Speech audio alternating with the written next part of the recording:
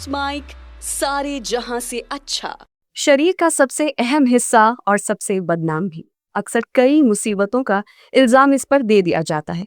मिर्जा गालिब जिसके बारे में लिख गए, दिले नादा तुझे हुआ क्या है, आखिर इस दर्द की वजह क्या है। जी हाँ, आज बात होगी दिल के बारे में। अक्सर हम दिल की परेशानियों का सबब अपने महबूब के नाम लिख देते हैं, लेकिन जरूरी है कि इस अंग को, इस ऑर्गन को बेहतर तरीके से, लॉजिकल तरीके से पहचाना जाए और इसके बारे में जाना जाए। नमस्कार, लेट्स माइक में आपका स्वागत है। मैं हूं प्रदक्षिणा और दिल के बारे में बात करने के लिए हमारे साथ आज एक्सपर्ट जुड़े हुए हैं डॉक्टर अभिमन्यु उप्पल, जो हैं कंसल्टेंट इंटरवेंशनल कार्डियोलॉजिस्ट। आइए उनसे बात करते हैं। Doctor Abhimanyu, welcome to our show. Thank you, Praishna.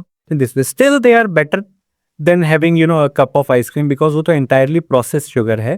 These are still better because उसमें fiber content होता है frozen vegetables में, तो वो sugar की body में absorption को थोड़ा slow कर देता है. That is why आपको एक hit नहीं आता sugar का. But if you have a chocolate, if you have an ice cream, तो वो एक instant hit देती है body में. That is more harmful. तो processed foods हम जितना avoid कर सकें, बाहर का खाना हम जितना avoid कर सकें, we should make that a part of our culture. ये एजुकेशन बहुत अर्ली एज से मिलना चाहिए। अगर एक 40 इयर्स पे मेरे पास एक मिडिल एज मैन आता है, he has a heart attack, और मैं उसको समझाता हूँ कि अब आपको शादियों में जो आप इतना हैवी खाना खा रखे हैं ना, वो बंद करना पड़ेगा। It is not possible for them at that age. बहुत स्ट्रगल लगता है। इतना स्ट्रगल क्यों करना है? अगर हम अर्ली एज से एजुकेट कर देते हैं उनको, तो वही चीज़ नहीं करते। और लेकिन इसमें एक चैलेंज ये भी है कि जो पेरेंट्स इसी तरीके से बड़े हुए हैं कि उन्होंने भी ऐसा ही खाया, वो अपने बच्चों को कैसे सिखा सकते हैं? बट कहीं से तो शुरू करना पड़ेगा। Since we were talking about culture and society, हमारी जो सोसाइटी है, हमारा जो इंडियन कल्चर है, वो डेयरी को लेकर बहुत ज़्यादा ऑब्सेस्ड है कि दूध तो होना चाहिए, घी। बच्चों की आप बात कर रहे थे कि बच्चों को बहुत घी खिलाना है, घी से अलग ऑब्सेशन है। ऑयल जो है, अच्छी सब्जी बनानी है तो उसमें ऑयल होना चाहिए। इसको आप किस तरीके से देखते हैं? जो फैट्स हैं, घी, ऑयल, ये कितना ज़रूरी है और कितना नहीं है?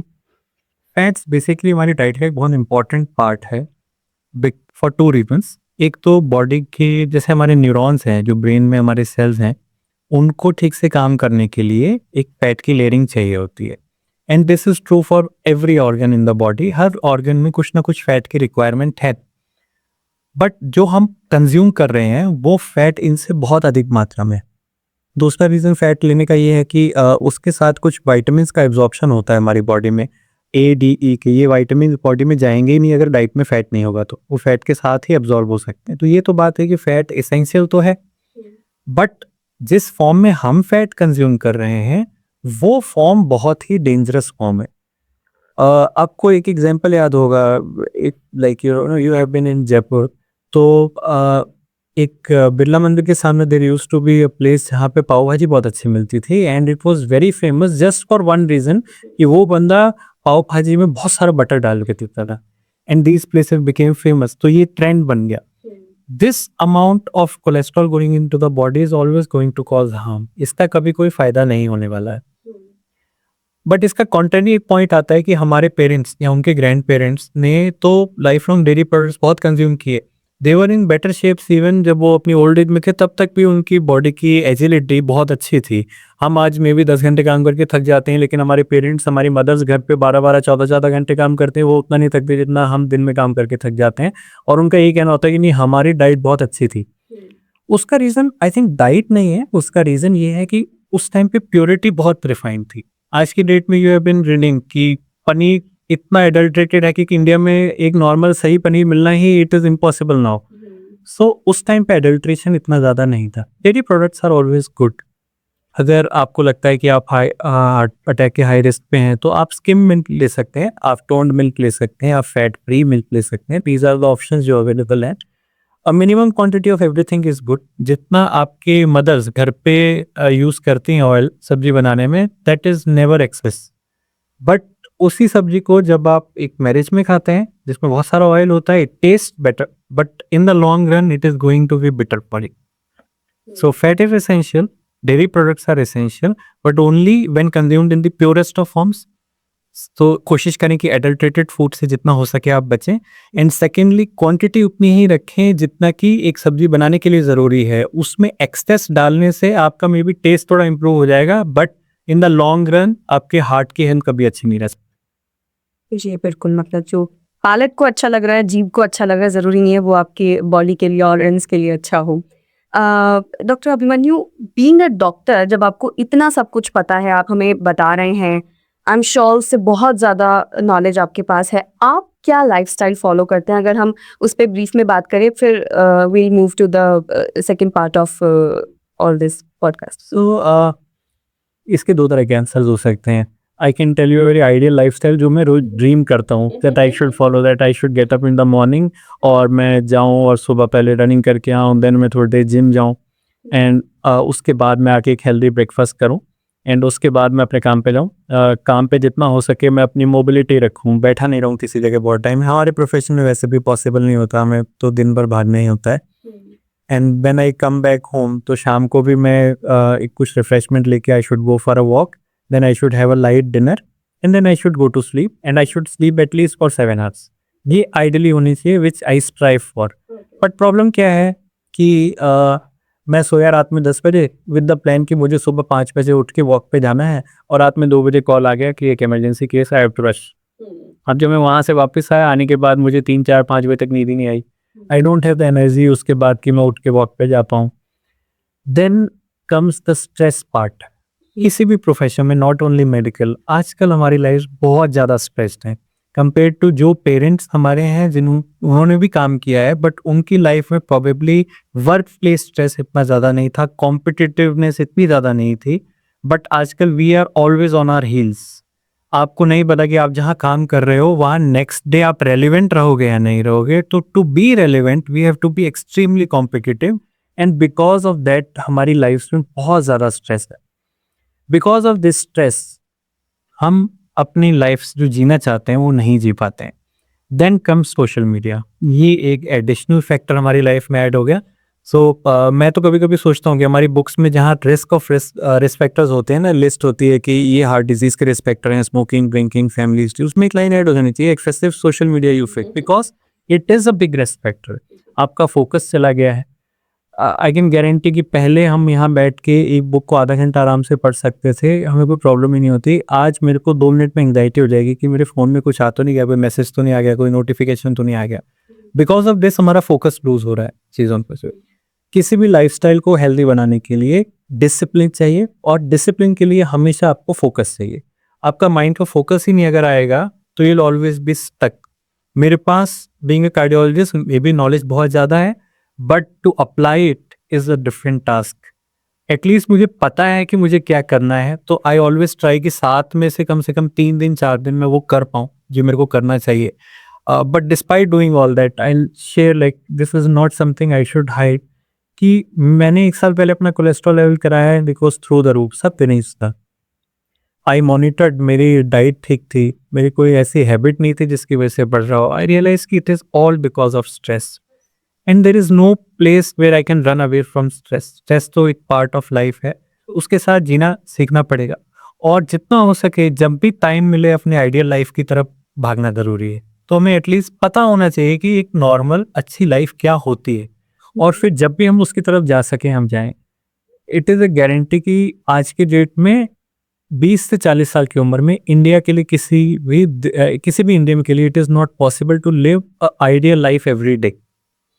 बट अगर आप ट्राई करते रहेंगे तो मे बी आप अपनी लाइफ पर इम्प्रूव कर सकते हैं। मे बी 50% और 60% of the days in year आप अच्छी लाइफ जी सकते हैं एंड वो शायद बाकी 30-40% टाइम के लिए कवर कर लेगी। That is what we can hope.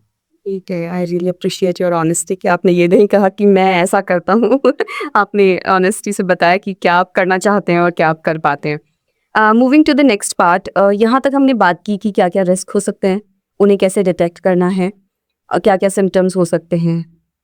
Once ऐसा होता है कि एक इंसान को पता चल गया कि उसको हार्ट डिजीज़ है, हार्ट की प्रॉब्लम है, ब्लॉकेज है, 90% है, या उन्हें हार्ट अटैक भी हो गया है, उसके बाद में क्या प्रोसेस होता है। अक्सर हम देखते हैं कि जो टेस्ट्स होते हैं वो बहुत एक्सपेंसिव होते हैं, जो ट्रीटमेंट होता है, जो सर्जरीज होती है वो बहुत एक्सपेंसिव होती हैं। उनके बारे में थोड़ा बताएं कि क्यों वो एक्सपेंसिव होती हैं और कैसे एक नॉर्मल इंसान, एक आम आदमी उन्हें अफोर्ड कर सकता है, उन्हें मैनेज कर सकता है। सो फर्स्ट ऑफ ऑल तो प्रॉब्लम कहाँ आती है कि अगर हमने किसी पेशेंट को बता भी दिया कि आपकी प्रॉब्लम आ रही है, they go into a stage of denial. तो वो पहले तो एक्सेप्ट ही नहीं करते कि मेरे को भी हार्ट की प्रॉब्लम हो सकती है। अच्छा। Then they go on taking different opinions. अब ओपिनियन एक कार्डियोलॉजिस्ट से दूसरे कार्डियोलॉजिस्ट तक लेने जाएंगे तो बहुत अच्छी बात है, you are always entitled. Problem वहाँ आती है कि when they go for alternative therapies. Alternative therapies कैसे होती है? It may be homeopathy, it may be Ayurveda, और समटाइम्स इट मे बी कोई और रिलेटिव था उसको भी हुई थी और वो ये कर रहा है, तो मैं भी ये जड़ी बूटी या समथिंग लेना स्टार्ट कर देता हूँ विदाउट एनी सुपरविजन। यहाँ से प्रॉब्लम स्टार्ट होती है, ये डिजीज और वर्स हो जाती है, और डिजीज इतनी बिगड़ती जाएगी उसका ट्रीटमेंट डेफिनेटली और कॉम्प्लिकेटेड होगा और हाई रिस्क होता जाएगा एंड डेफिनेटली और एक्सपेंसिव होता जाएगा। Now coming to the question of cost, तो वी आर लकी कि राजस्थान में आज की डेट में गवर्नमेंट एक बहुत अच्छा प्रोग्राम रन कर रही है, दैट इज कॉल्ड एज मुख्यमंत्री आरोग्य आयुष्मान योजना। उसके बेसिस पे every citizen in Rajasthan is entitled for free treatment, and more than I think 80% hospital जो हमारे राजस्थान में हैं in bigger and smaller cities, everybody has taken that scheme, वो सब एम्पैनल्ड हैं। You can go to those centres और वहाँ पे आपका ट्रीटमेंट एंटायरली फ्री हो जाता है। तो this is a big blessing, जो लोग अफोर्ड नहीं कर सकते थे उनके लिए भी अफोर्डेबिलिटी बन जाती है।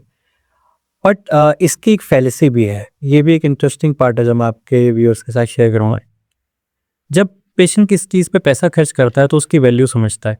आज से 15-20 साल पहले हमारे सीनियर्स हमें बताते हैं कि अगर कोई पेशेंट स्मोकर था, उसको हार्ट अटैक आया, उसको स्टेंट लगा और उसको बात बताया गया कि आप स्मोकिंग नहीं करनी है, क्योंकि उसकी जेब से पैसे लगे थे ना, उसको वैल्यू पता थी उस प्रोसीजर की।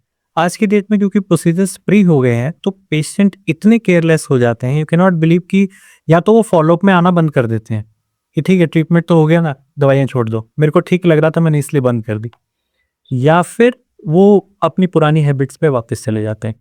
बिकॉज पहली बार उनको कुछ पेन फील नहीं हुआ ना, it was just a physical pain, वो तो डिसअपियर हो गया हॉस्पिटल में जाने के 12 घंटे बाद ही, और क्योंकि उसका कुछ खर्चा नहीं हुआ तो ही डज नॉट रियलाइज कि उसके हार्ट का इकोनॉमिकल सिग्निफिकेंस कितना है उसकी। तो this is something which should not happen. ये बहुत अच्छी स्कीम है, government is providing free treatment, but patients को भी, जनरल पॉपुलेशन को भी, दे हैव टू रियलाइज ये ट्रीटमेंट उनकी लाइफ सेविंग ट्रीटमेंट्स हैं और उसको लेकर वो केयरलेस नहीं हो सकते। तो this is something that is very essential that people should know. Treatments कोई बहुत महंगे नहीं होते, मोस्टली हार्ट अटैक्स के बाद जो मेडिसिन चलती हैं there cost in a month is between 1000 to 1500 rupees, which is not a very big cost. Regular follow-ups every 3 months to 6 months, her doctor की अपनी अपनी प्रैक्टिस है, बट 3 to 6 मंथली फॉलोअप ही होते हैं। ऐसा तो है नहीं कि आपको हर 10 दिन पे 15 दिन में हॉस्पिटल जाना है। अगर आप ये रूटीन फॉलोअप रखेंगे तो आप आगे जाके बहुत बड़ी परेशानी से आप और आपकी फैमिली बच सकते हैं। बट बिकॉज पेशेंट ठीक फील करने लग जाता है, और इंडिया में कुछ ऐसा ट्रेंड है कि आप हमेशा थोड़ी ना डॉक्टर के पास जाते रहेंगे, that leads to a lot of problems. Seriousness की कमी हो जाती है पेशेंट। ठीक है। एक छोटा सा क्वेश्चन बीच में मैं आपसे ज़रूर पूछना चाहूँगी कि एक मिथ है या सच है, मुझे नहीं पता, आपसे जानना चाहेंगे कि लोग अक्सर ये कहते हैं कि जिम जाने से, वेट ट्रेनिंग करने से या प्रोटीन सप्लीमेंट से जो है हार्ट अटैक्स बढ़ रहे हैं। आपका क्या पॉइंट ऑफ व्यू है इसके बारे में? इसके बारे में एक्चुअली बहुत साइंटिफिक डिबेट चल रहा है फॉर लास्ट 3-4 ईयर्स कि क्या ये रियलिटी है कि जिम जाने से हार्ट अटैक की पॉसिबिलिटी बढ़ जाती है। सो फर्स्ट ऑफ ऑल, कोई यंगस्टर अगर जाता है वो इज इन गुड हेल्थ, तो जिम जाने से कभी भी हार्ट अटैक्स की पॉसिबिलिटी बढ़ती नहीं। ऑल्दो पिछले कुछ सालों में जिम ट्रेनर्स ने भी अपने स्केड्यूल्स को बहुत चेंज किया है। Now they have made sure कि 50% of time is given to aerobics, not only weight lifting, उससे पहले एरोबिक्स को सफिशिएंट टाइम देते हैं। ये एंड्योरेंस एक्सरसाइजेज हैं, ये आपके बॉडी में ब्लड फ्लो की जो आपकी सर्कुलेशन है उसको इम्प्रूव करने का काम करते हैं। And then you go for weight training.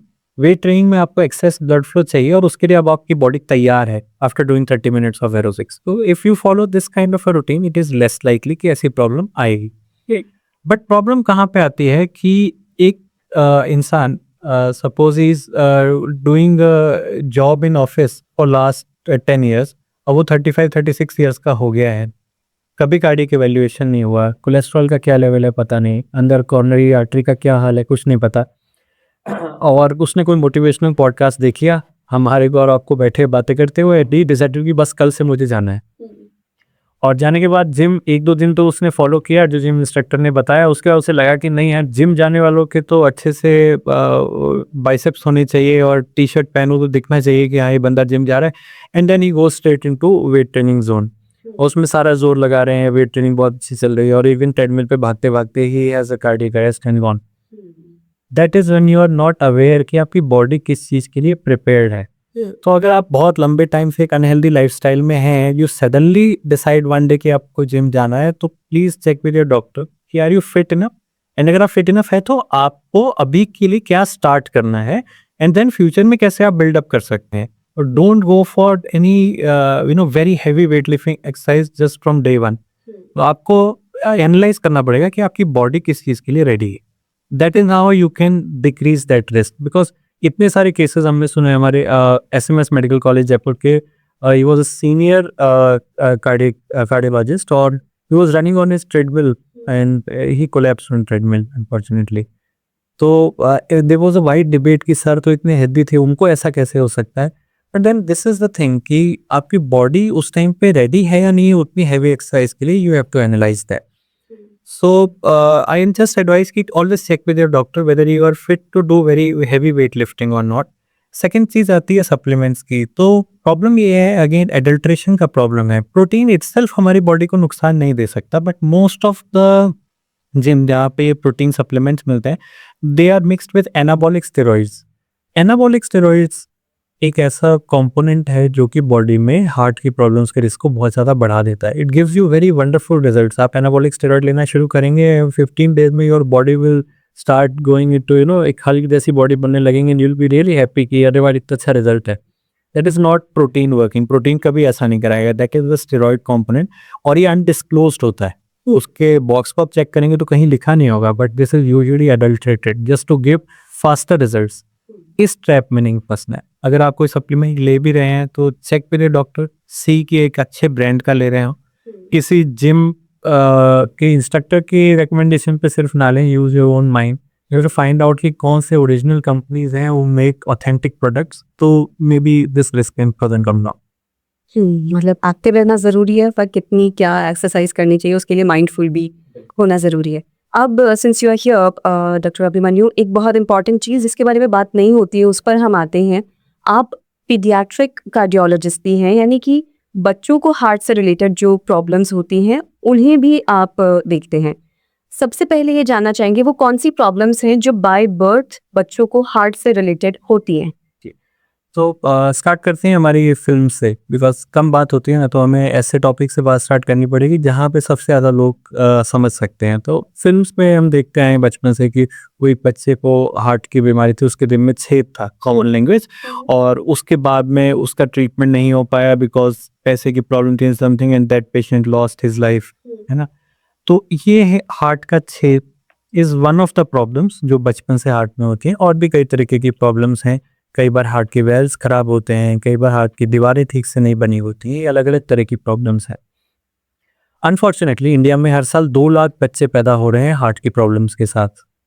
उसमें से 20% यानी कि 40,000 बच्चों को पहले 1 साल में इलाज की ज़रूरत है। कैन यू गेस कि एक्चुअली इसमें से कितने बच्चों को इलाज मिल पाता होगा? इन 40,000 बच्चों में से हार्डली 4,000, 36,000 बच्चों को इलाज नहीं मिल पाया। कई रीजंस हैं। डॉक्टर ने कॉस्ट बताया, पेशेंट्स के लिए अफोर्डेबल नहीं था। पेशेंट के लिए अफोर्डेबल था बट फैमिली ने बोला इतने छोटे बच्चे का ट्रीटमेंट छोड़ में करा लेंगे, या फिर जो सर्जरी उसके लिए होनी थी वो बहुत हाई रिस्क थी।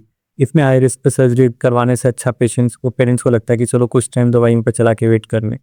और चौथा, कुछ हद तक डॉक्टर्स की भी नॉलेज जो है वो अपडेटेड नहीं है। दे थिंक कि नहीं जितना लेट करवाएंगे मे बी रिजल्ट उतना बेटर आएगा, तो वो भी थोड़ा सा पेशेंट को रेफर करने में भी डिले कर देते हैं। अभी हर साल बच्चे एड अप होते जा रहे हैं हमारे पास, तो ये 1,86,000 बच्चे every year they are getting added up in our pending list, क्योंकि इनको करेक्ट टाइम पे ट्रीटमेंट नहीं मिला। तो आज की डेट में इतना बड़ा बल्क हमारे सामने खड़ा हुआ है इन बच्चों का जिनको ट्रीटमेंट से नहीं मिल पाए। आज की डेट में ट्रीटमेंट्स बहुत एडवांस्ड हो गए हैं इसके लिए। तो जो हार्ट के होल्स हैं उनको मैक्सिमम कंडीशंस में आजकल हम दूरबीन से ठीक कर सकते हैं। तो जहाँ पहले ओपन हार्ट सर्जरी की ज़रूरत होती थी, आजकल बहुत सी बीमारियों में अब उसकी ज़रूरत नहीं है। तो उन डिजीजेस को हम अर्ली एज पे ठीक कर सकते हैं और पेशेंट को उसके अंदर क्योंकि कोई तकलीफ नहीं होती है, चेस्ट पे कोई स्कार नहीं होता है, कोई कट नहीं लगता है बॉडी पे, तो इस वजह से वो पेरेंट्स के लिए, बच्चे के लिए बहुत कंफर्टेबल ट्रीटमेंट्स होते हैं। ये बहुत सारे डिजीजेस के लिए आज की डेट में अवेलेबल हैं एंड जैसा मैंने आपको पहले बताया कि ये भी गवर्नमेंट स्पॉन्सर्ड स्कीम्स के अंदर अवेलेबल हैं, तो जो वो कॉस्ट फैक्टर था वो भी काफ़ी हद तक कम हो गया। बट अभी भी पेरेंट्स के अंदर बहुत डर है कि ये ट्रीटमेंट करवाएं या नहीं कराएं। बट उन्हीं पेरेंट्स के लिए I just like to inform them कि आज की डेट में वी हैव ट्रीटेड पेशेंट्स जो 900 ग्राम 800 ग्राम के बच्चे हैं और जिनके हार्ट में होल था and who were about to lose their lives अगर ये ट्रीटमेंट नहीं हो पाता था। तो जब उतने छोटे बच्चे के लिए ट्रीटमेंट अवेलेबल है तो there is a ray of hope आपके बच्चे के लिए भी। लेट होने के बहुत बड़े नुकसान हैं। हमने देखा एक बच्चा हमारे पास लास्ट वीक आया, 10 साल का हो गया था, बचपन से होल था, उनको बताया गया था कि आप ट्रीटमेंट करवा लेना, बट पेरेंट्स को लगा कि नहीं अभी तो काम चल रहा है, दवाई से चलाएंगे, छोटा बच्चा है 8-10 साल का होगा तब करवाएंगे। किसी रिश्तेदार ने ऐसा बोल दिया था कि बड़े होने पे करवाना। अब वो आए और वो बीमारी लाइलाज हो चुकी है। Nothing can be done for that child. And आप सोच के देखो कि डॉक्टर के लिए कितना डिफिकल्ट है पेरेंट्स को ये बता पाना कि अब कुछ नहीं कर सकते। तो that is very difficult, very painful, और ये चीज़ बहुत पहले बहुत आसानी से ठीक करी जा सकती थी। तो इन आवर हॉस्पिटल हमने लास्ट 4 ईयर से इस फील्ड में बहुत काम किया है। We have tried to change the whole scenario of pediatric interventions in our state. बहुत लिमिटेड था इंटरवेंशंस का रोल यहाँ पे। हमने बहुत नए प्रोसीजर्स को इंट्रोड्यूस किया यहाँ पे। जो मैं आपको केस बताया 800 ग्राम 900 ग्राम के बच्चे, इनका पहली बार क्लोजर हमारे ही इंस्टीट्यूट में होना शुरू हुआ। Today we have done around 10-12 such cases and we have tried कि ये पूरा पैराडिम शिफ्ट हो एंड हम ट्राई कर रहे हैं कि we do all these treatments under the government scheme, ताकि ये जो बीमारियां हैं ना बच्चों वाली, ज़्यादातर पुअर सेक्शन ऑफ सोसाइटी में कॉमन है, तो उनके पास अफोर्डेबिलिटी भी नहीं है। तो वी आर ट्राइंग कि to manage all these children under those government health scheme, ताकि एटलीस्ट फाइनेंशियल बर्डन फैमिली पे ना रहे। तो that is our mission and hopefully we will succeed one day. Definitely.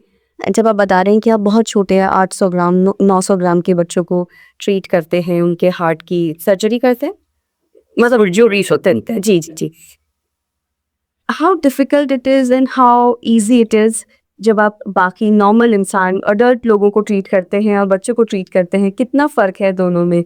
क्या बच्चों को ट्रीट करते वक्त हाथ ज़रा काँपते हैं या बीइंग अ डॉक्टर अब आप इस बात के लिए मजबूत हो चुके हैं? एक्चुअली क्या होता है कि बच्चों के केस में पेरेंट्स का ना जुड़ाव बहुत ज़्यादा होता है, जी। तो हमारे ऊपर बहुत एडिशनल स्ट्रेस होता है किसी भी बच्चे को लेने का। मैं खुद एक फादर हूँ, तो आई नो कि अपने बच्चे की लाइफ किसी और के हाथ में देना, चाहे 2 घंटे के लिए ही दे रहे हैं हमने, लेकिन उनके लिए बहुत डिफिकल्ट मोमेंट होता है, बहुत इमोशनल मोमेंट होता है। तो we are also under a lot of pressure that time. Adult patient ठीक होने के बाद आपको बता देता है कि मैं ठीक हूँ, मेरे को पेन नहीं हो रहा। एक छोटा बच्चा अपनी तकलीफ बता भी नहीं सकता है। But on the other hand जो रिजल्ट्स आते हैं they are so wonderful. I share you photographs, आप अपने पॉडकास्ट पे दिखा सकते हैं कि बच्चे ऐसे थे जिनके पूरे नाखून नीले थे। दे वर सो हाइपॉक्सिक बोलते हैं हम इसको, सैचुरेशन उनके बॉडी का 40-50% था। हमने उनके एक छोटा सा ऑपरेशन किया एंड आफ्टर दैट सैचुरेशन 80-90% हो गया। वो बच्चे पिंक हो गए on table. This kind of satisfaction we can not get in adult patient. ये जो चेंजेस हमें दिखते हैं, these are miracles of nature, और ये जब हमें अपने सामने दिखते हैं तो आई थिंक वो जो भी एडिशनल स्ट्रेस होता है it goes away. And again just you know summarize the whole thing, we had a patient जो 900 ग्राम, मैंने आपको बताया, this patient was on ventilator for 1 month and उस हॉस्पिटल में दे वर टोल्ड कि अब कुछ उम्मीद नहीं है, वेंटिलेटर पे हमने निकालने का 3 बार ट्राई किया, बच्चा नहीं निकल रहा। तो बेसिकली जस्ट टेल अस, आपका खर्चा भी बहुत हो चुका है, आप बता दो कि कब इसको ऑफ कर दो। तो फैमिली ने डिसाइड किया एंड दे डिसाइडेड कि ठीक है अब कल जाके विल जस्ट आस्क देम कि अब आप ऑफ कर दीजिए। एंड उसकी मदर ने बच्चे के बोला कि मुझे एक बार बच्चे को देख के आ जाने दो, बस उसके बाद करवा भी मैं। शी एंटर्ड इनसाइड और उसने बच्चे को टच किया obviously for one last time and उस बच्चे में मतलब कि फिंगर पकड़ ली। That is what she told me and मतलब it is a goose bumps moment. मैं जब भी बात करता हूँ I get goose bumps. And उस टाइम में उसने डिसाइड किया कि नहीं, मैं ऑफ तो नहीं कराऊंगी वेंटिलेटर, जब इसने मेरा हाथ पकड़ लिया तो मैं इसका साथ नहीं छोड़ूंगी। एंड डेफिनेटली मदर के इमोशंस के आगे कुछ नहीं हो सकता। दैट सेम इवनिंग उनको किसी डॉक्टर के थ्रू हमारा कॉन्टैक्ट मिला एंड वी टोल्ड देम कि it is a very high risk procedure but ये आज की डेट में पॉसिबल है we can try that and we can treat this kid. Although risk component बहुत बड़ा था, पेरेंट्स का इमोशनल प्रेशर भी बहुत ज़्यादा था। This case was happening for the first time in Rajasthan, तो हमारे ऊपर भी बहुत प्रेशर था कि इफ़ एनीथिंग गोज़ रॉन्ग तो आगे से भी कोई इतना कॉन्फिडेंट नहीं होगा कि हम करवाएं या नहीं करवाएं। तो under all this stress we somehow entered, और एक बार जब हम लोग लैब में एंटर हो जाते हैं then everything is shut down. तो पेशेंट होता है और हम लोग होते हैं, that is all. We did this procedure successfully.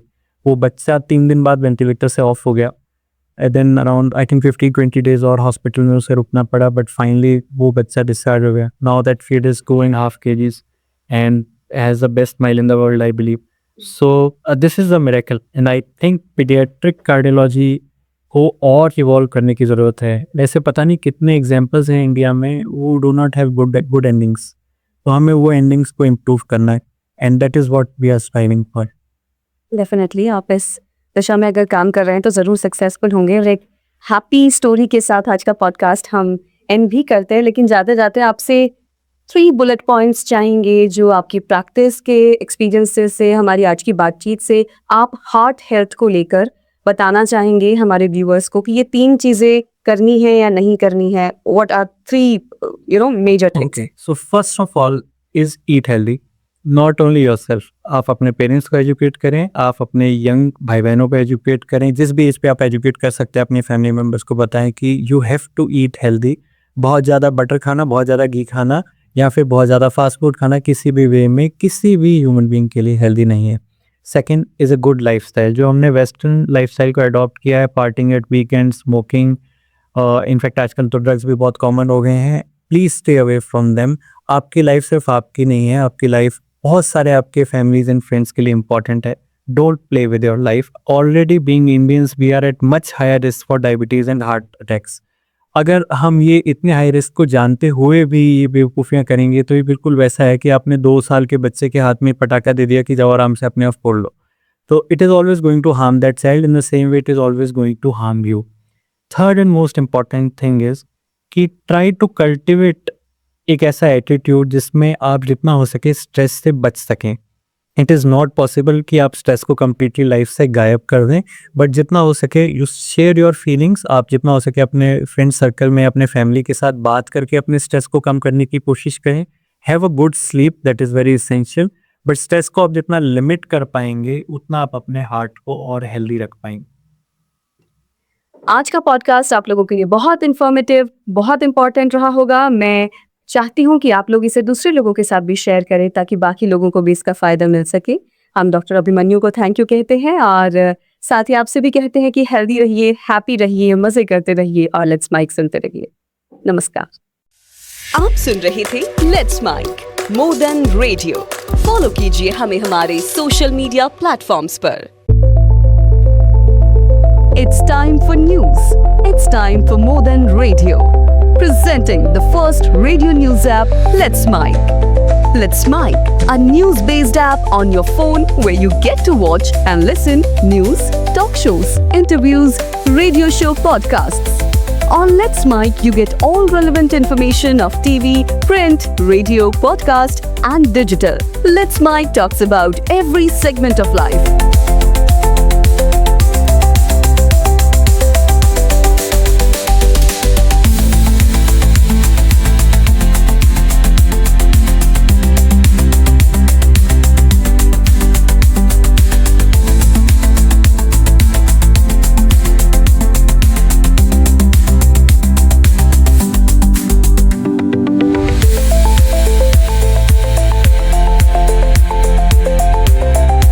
Let's Mic is not just a revolutionary idea. Download the app now from Play Store. Available both on Android and iOS mobile phones. Follow us on YouTube, Instagram, Twitter, LinkedIn, Facebook, Telegram, WhatsApp, Snapchat. Let's talk, let's connect, and let's Mic.